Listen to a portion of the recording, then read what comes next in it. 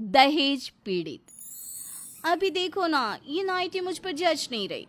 कल जब तुम ऑफिस से घर आओगे ना, तो मेरे लिए दूसरी नाइटी ले आना प्लीज। पर यार, इस नाइटी को अभी तुमने 2 दिन भी नहीं पहना है। कल रात को ही तो मैं तुम्हारे लिए ये नाइटी लेकर आया था। और वैसे भी इस नाइटी में खराबी क्या है? अच्छी लग रही हो तुम। पहले तो बिना बोले तुम मेरे लिए सब कुछ ले आते थे। अब क्या हुआ? शादी के बाद सारा प्यार खत्म हो गया?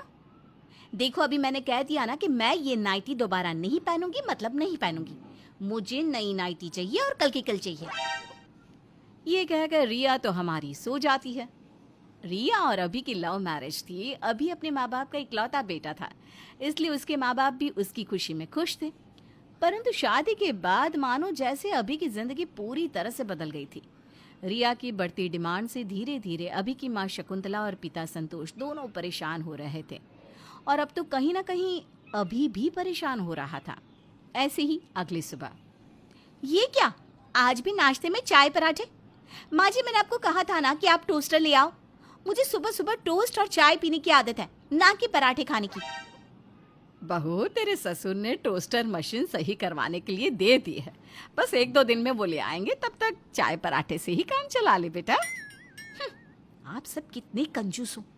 आखिर कब तक वो पुराना टोस्टर चलाते रहोगे?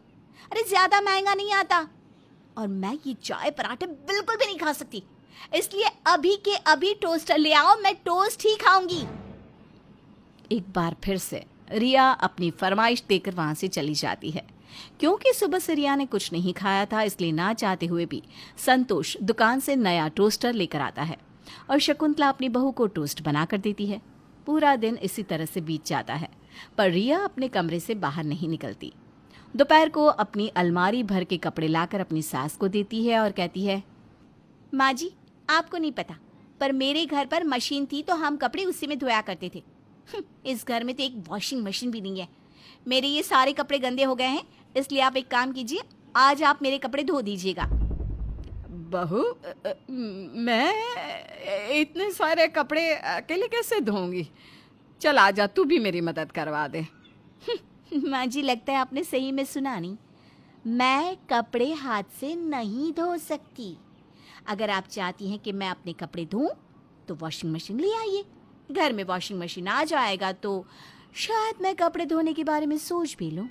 रिया अपने सारे गंदे कपड़े शकुंतला को देकर कमरे में चली जाती है। अब कुछ दिन यूं ही बीत जाते हैं। रिया की डिमांड तो बढ़ती ही जाती है।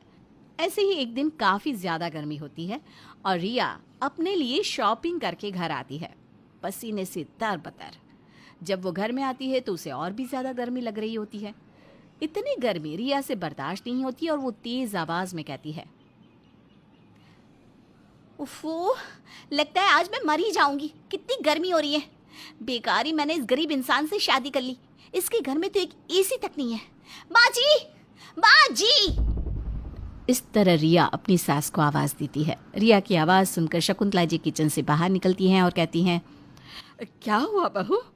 क्या हुआ? आपको दिख नहीं रहा कितनी ज्यादा गर्मी हो रही है?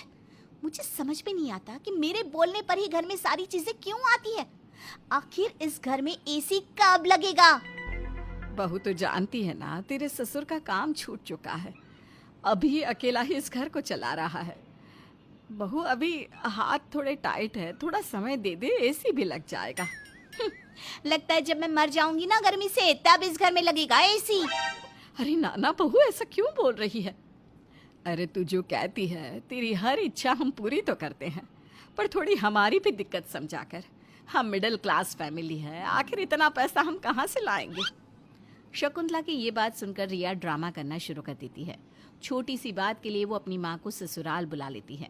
अब रिया की माँ रिया के ससुराल वालों से कहती हैं, बड़े ही नाजों से पाला है मैंने अपनी बेटी को, और आप लोग इसकी छोटी सी ख्वाहिश भी पूरी नहीं कर सकते। मेरी बेटी अकेली आपके घर को संभाल रही है कि नहीं? हैं? फिर भी आप लोग मेरी बेटी में ही कमियां निकाल रहे हैं। कभी कभी तो मुझे लगता है कि मैंने गलती की अपनी बेटी की लव मैरिज करवा कर। अपनी सास की ये बात सुनकर अभी को बहुत गुस्सा आता है और कहता है, माँ जी माफ कीजिएगा, पर गलती आपने नहीं की, मैंने करी इससे प्यार करके, इससे शादी करके। अरे जब से हमारी शादी हुई है तब से इसकी डिमांड बढ़ती जा रही है, बढ़ती जा रही है। इसकी डिमांड पूरी करते करते थक चुका हूं मैं। माँ ने क्या गलत बोला? सही तो कहा। हम मिडिल क्लास से हैं, हमारे पास इतने पैसे नहीं है कि वो जो कहे जब कहे पूरा हो जाए।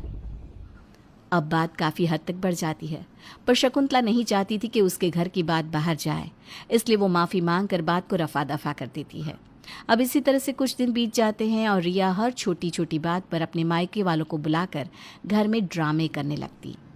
ऐसी ही एक दिन, बस बहुत हो गया, कुछ दिनों में मेरे बुआ की लड़की की शादी है और मैं अपने मायके जा रही हूँ। शादी में मुझे रानी हार पहनना है। अगर आज रात आप लोगों ने मुझे रानी हार नहीं दिलाया तो मैं आप लोगों के ऊपर झूठा केस कर दूंगी कि आप लोग मुझे दहेज के लिए परेशान करते हैं, मुझे टॉर्चर करते हैं। मेरे पास प्रूफ भी है। मैंने अपनी एक डायरी बनाई है जिसमें मैंने साफ साफ लिखा है कि आप लोग मुझे खाने को नहीं देते, मेरे मायके जाने नहीं देते, और मेरे माँ बाप ने दहेज का जो भी सामान दिया था वो सब आपने रख लिया। ऊपर से मुझे और दहेज के लिए परेशान करते हैं। रिया, तुम्हें अपने मायके जाना है तो जाओ, पर अब मेरी इतनी औकात नहीं कि मैं तुम्हारी ख्वाहिशों को पूरा कर सकूं। रही बात झूठे केस की, तो तुम शौक से मुझे दहेज के झूठे केस में अंदर करवा सकती हो, क्योंकि जब तहकीकात होगी ना तो तुम ही फंसोगी, क्योंकि मैं और मेरी मां निर्दोष है। अभी बेटा तू क्या कह रहा है? अगर बहू ने गुस्से में आकर सच में केस कर दिया तो तेरी जिंदगी बर्बाद हो जाएगी। देख, बहू के मायके वाले समझदार हैं, हमें उन्हें यहाँ बुलाकर शांति से बैठकर बात करनी चाहिए। शकुंतला के समझाने पर अभी मान जाता है और शकुंतला रिया की माँ को घर बुलाती है। पर जब रिया की माँ घर आती है तो वो भी रिया की ही तरह अभी और उसके माता पिता को धमकी देने लगती है। अरे क्या गलत कह रही है मेरी बेटी? हैं? मेरी बेटी बिल्कुल सही है। और रही बात तुम लोगों की, तो तुम जैसे न जाने कितनों को मैं और मेरी बेटी बेवकूफ़ बना चुके हैं। अरे तुझसे पहले भी मेरी बेटी की 2 शादी हो चुकी है, वो भी लव मैरिज।